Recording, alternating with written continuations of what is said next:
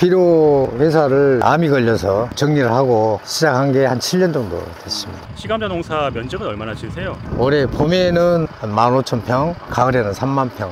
15,000평이면 355, 1억 5천이죠. 다시 말하면 평당 10,000원. 좋은 시감자를 고르는 기준 있을까요? 이렇게 매끌매끌 이런 상태여야 좋은 거죠. 그런데 껍질이 벗겨진다라든가 더덩이병이라고 병이 와 있다라든가 또 바이러스가 와 있는 경우는 알 수가 없어요. 그래서 생산자의 이력이 중요한 겁니다. 보통 20kg를 30평이라고 보는데 30평이면은 10박스 200kg에서 240kg, 그러면 적정량이에요. 농사를 잘 짓는 분이에요.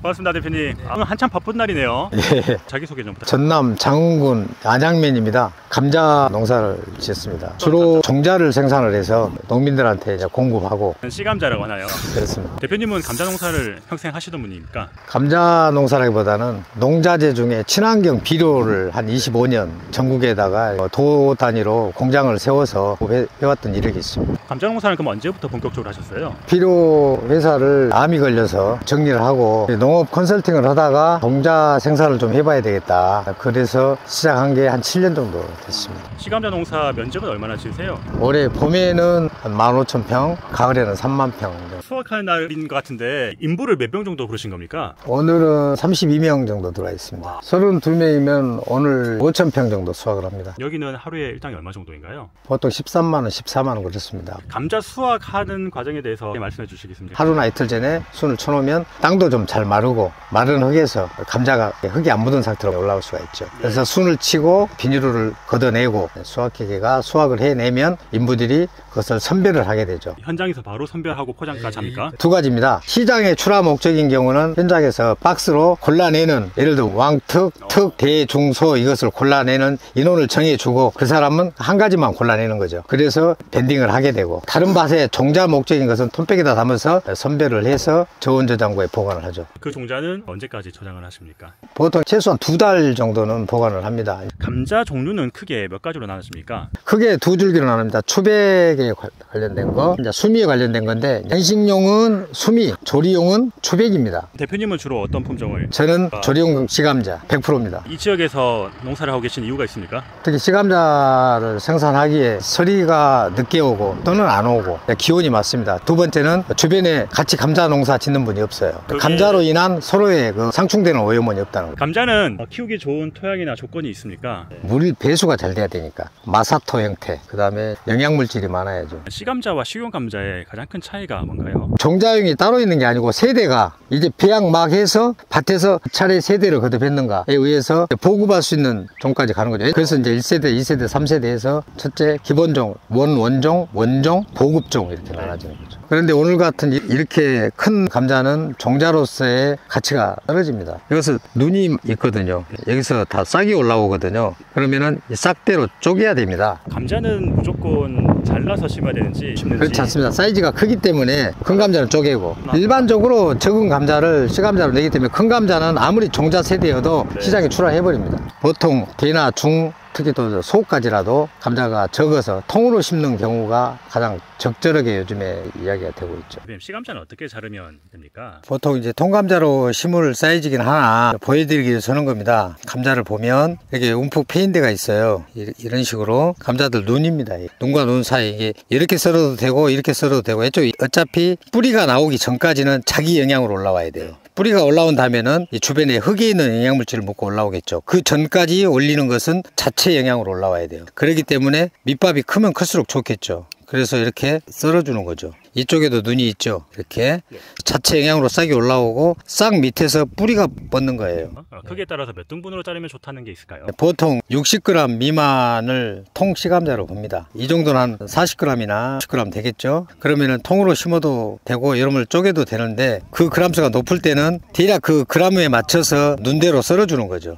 시감자를 어떻게 소독을 하면 좋을까요? 특히 이제 유황이 들어가 있는 약재들이 있습니다. 그것을 전체를 묻히게 되면 뜨거운 성분이기 때문에 수분 증발을 빨리 시키는 거죠. 그래서 어느 정도 수분이 제압이 돼야만이 본인이 싹을 올릴 수 있는 여건이 만들어지는 거예요. 대표님 지금 폰백에 이렇게 담겨 있는 감자는 어떤 감자입니까? 사이즈가 큰 것은 시장에 출하하고 종자 목적을 저온 저장고에 저장하려고 톤백으로 담는 겁니다. 그래서 통감자로 심기 위해서 통씨감자입니다. 좋은 씨감자를 네. 고르는 기준 있을까요? 일단 외관상도 굉장히 중요합니다. 이렇게 매끌매끌 이런 상태야 감자가 굉장히 상태가 좋은 거죠. 그런데 어떤 경우 이제 이렇게 껍질이 벗겨진다라든가 더덩이병이라고 이 병이 와 있다라든가 네. 또 바이러스가 와 있는 경우는 알 수가 없어요. 바이러스는 토양에서 주로 많이 오는 건데 토양이 오염된 땅에서 바이러스가 얻어서 농민들한테 가서 심어졌을 때는 성장하면서 나타나는 거예요. 네. 그렇기 때문에 이렇게 육안으로 보고는 모르는 거죠. 그래서 생산자의 이력이 중요한 겁니다. 종자는 특히나 꼭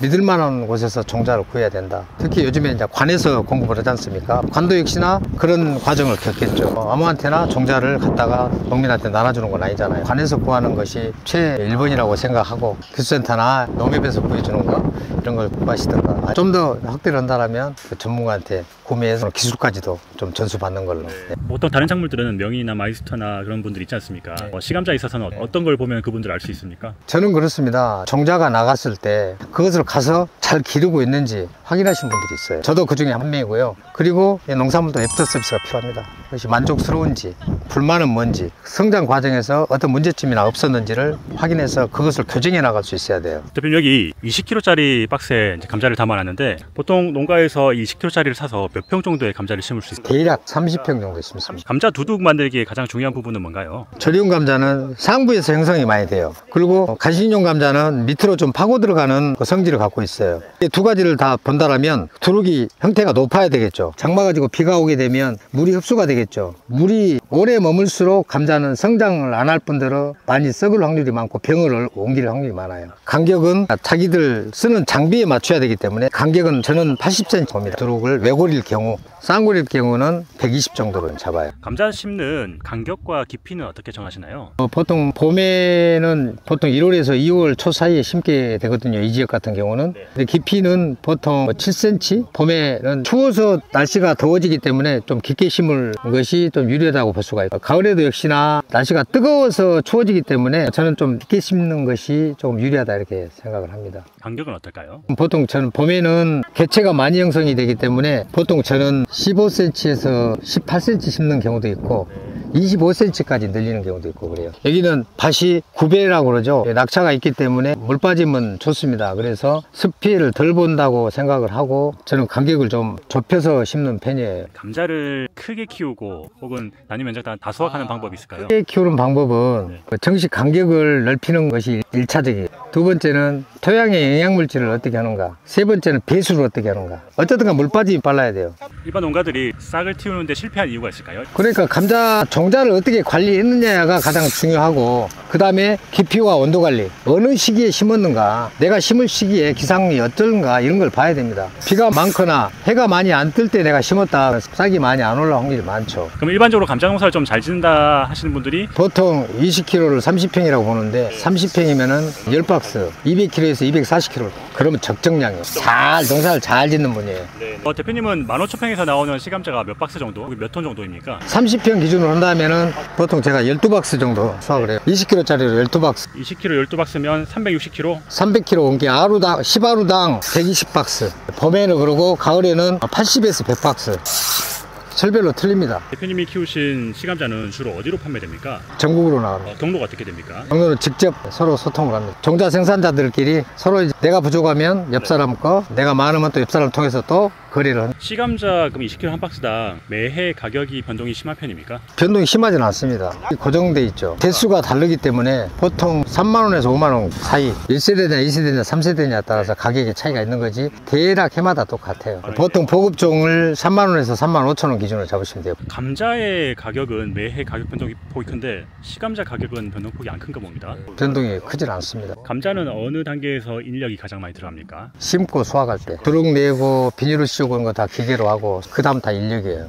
대표님, 씨감자 전문 농가 이제 운영함에 있어서 가장 어려운 점이 뭡니까? 아무래도 시장 가격이 영향을 줍니다. 시장 가격이 너무 낮아버리면 다음에 감자 농사를 많이 안 지어요. 시장 가격이 높았다면 또 감자를 많이 하려고 하겠죠. 이게 종자가 판매량이 적었다 줄었다 하기 때문에 그렇다 해서 그걸 미리 예측하고 많이 심고 적게 심고를 할 수가 없어요. 대표님, 이제 15,000평 감자 농장에서 나오는 수확 매출이나 이게 얼마 정도인지 보통 제일 저가로 해서 한 박스에 3만원, 3만 5천원을 잡는데 3만원을 잡게 되면 300평에서 100박스만 잡게요. 그러면은 100박스면 300만원이죠. 3,000평이면은 3,000만원이죠. 15,000평이면 355, 1억 5천이죠. 다시 말하면 평당 만원. 거기에서 가장 많이 들어가는 비용은 인력비, 농자재. 전국에 감자 농사를 하시는 분한테 조언해주고 싶은 부분이 있을까요? 자가로 하셨을 경우에는 종자의 선택 중요하고요.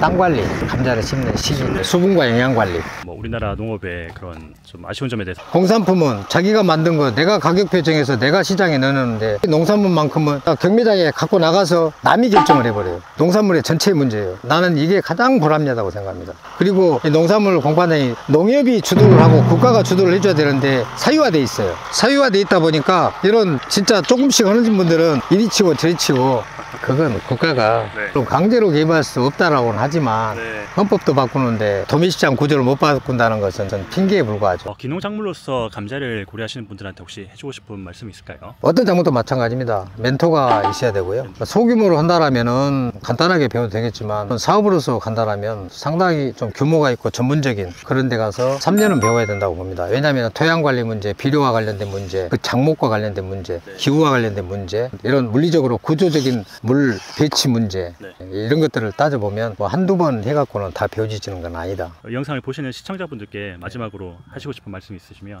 저는 이렇게 생각합니다. 공부하는 것보다 더 어려운 게 농사다. 저도 학위가 있는 입장입니다만은 차라리 농사보다도 공부를 하면 더 쉽겠다. 근데 사람들은 늘상 시골 가서 농사나 짓지, 이 말은 농사 짓는 사람들을 우롱하는 이야기 같습니다. 그래서 농사를 선택을 하신다면 철저하게 계획하고 그 종자가 생산되는 현지에 한 번 정도는 방문해서 어떻게 성장을 시켜내는가, 그분의 노하우는 뭔가, 어떤 확고한 신념을 갖고 하는가, 좀 시간이 더디 걸리더라도 또 멘토를 잘 만나서 철저하게 배워서 성공하는 농부의 길로 가야 된다. 알겠습니다. 오늘 인터뷰 해주셔서 고맙습니다. 네.